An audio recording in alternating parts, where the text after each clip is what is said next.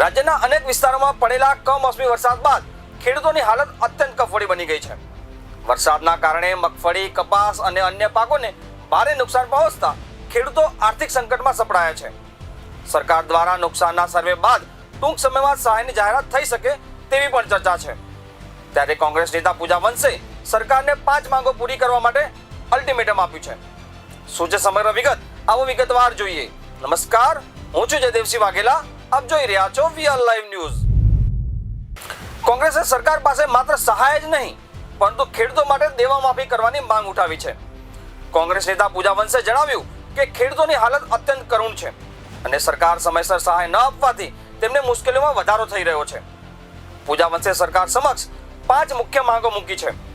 તાત્કાલિક સર્વે કરી વળતર આપવું, પાક વીમા યોજના હેઠળ તાત્કાલિક ચૂકવણી કરવી, દેવામાં ડૂબેલા ખેડૂતોનું દેવું માફ કરવું, વીજળી બિલમાં છૂટછાટ આપવી અને આગામી સિઝન માટે બીજ અને ખાતરની સહાયની જાહેરાત કરવી.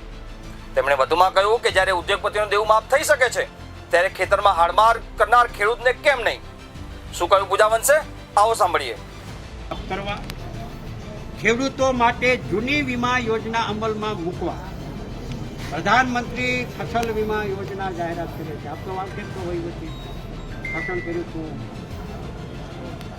માંડવી કાઢી લીધી હોય, ખેડૂતોએ સુગલો પડ્યો હોય, ટ્રેક્ટર આવવાની રાહ જોતા હોય, એપીએમસીમાં લઈ જવાના હોય, અને ભાઈઓ બહેનો જો કરા પડે ને વરસાદ પડે તો પ્રધાનમંત્રી દીવા ફસલ યોજના અમે આપો. અત્યારે કહીએ છીએ અત્યારે તરે જ છે બધું, આ કરાર પણ પીડ્યા છે.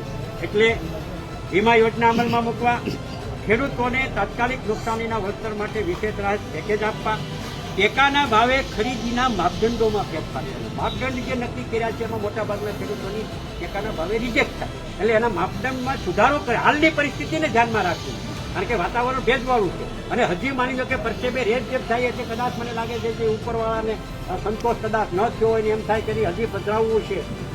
એવું વાતાવરણ આ દેખાય છે ગરમીના વાતાવરણને જોતે, એટલે હજી કદાચ આવે. ઈચ્છીએ આપણે ભગવાનને પ્રાર્થના કરીએ કે હવે ન થાય તો ફેરફાર કરીને ટેકાના ભાવે 300 મણ મગફળીની ખરીદી કરવા.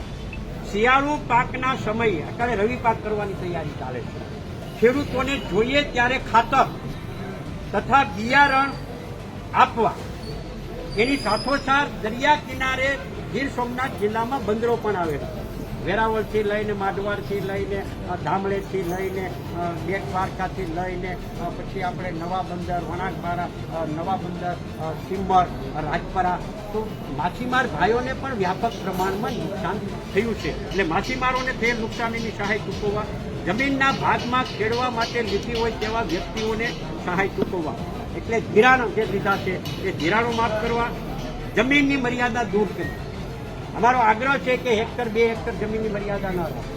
જે લોકોએ જેટલા ખેડૂતોનું વાવેતર કર્યું છે, મેં દાખલા તરીકે 4 હેક્ટરનું કર્યું તો 4 હેક્ટર મારે પૂરી થઈ ગયું છે, તો 4 હેક્ટરનું ધિરાણમાં જે સહાય મળવી થયેલ નુકસાનીની સહાય ચૂકવવા તથા સેન્સિટિવ મુદ્દો જે છે એ તાત્કાલિક અસરથી તમે વન વિભાગને બોલાવીને વન વિભાગ પાસે ગોડાઉનમાં એની પાસે કેટલું ઘાસનું ઉપલબ્ધ ઘાસ પડ્યું છે એની પાસે ત્યાં તાત્કાલિક અસરથી તમે બેઠક બોલાવીને એમની પાસેથી કેટલું ઉત્પાદન છે કેટલું આપ્યું છે. મને મળેલી માહિતી મુજબ સરકારે કાંઈક સૂચના આપી છે. પરિપત્ર કર્યો કે નથી આવ્યો, તમારી પાસે આવ્યો નથી, પણ મને ઓફ ધી રેકોર્ડ જે માહિતી મળી છે 5 પશુને ઘાસચારો આપવો. હવે 5 પશુને ઘાસચારો આપવો તો એમાં એક પશુએ 4 કિલો આપવાની કાંઈક વાત કરી છે. એટલે 5 પશુના 5 ચોકને 20 એટલે 20 કિલો થાય. હવે એક પશુને ખરેખર એક દિવસમાં કેટલા કિલો જાય કેટલો કિલો જોઈએ સામાન્ય રીતે જે કાંઈ હોય ત્યાંથી, પણ ટેકનિકલ રીતે જોવા જઈએ તો 4 કિલો 5 કિલો 4 કિલો એ પર્યાપ્ત નથી. એટલે આપણી દ્રષ્ટિએ ઉપર કલેક્ટરની સાથે કે વાતચીત કરીને તમે એમાં ઘાસના વધારો થાય. ખરેખર પશુની જરૂરિયાત ગાય કદાચ ઓછી ખાય, પછી ભેંસ તો વધારે ખાય.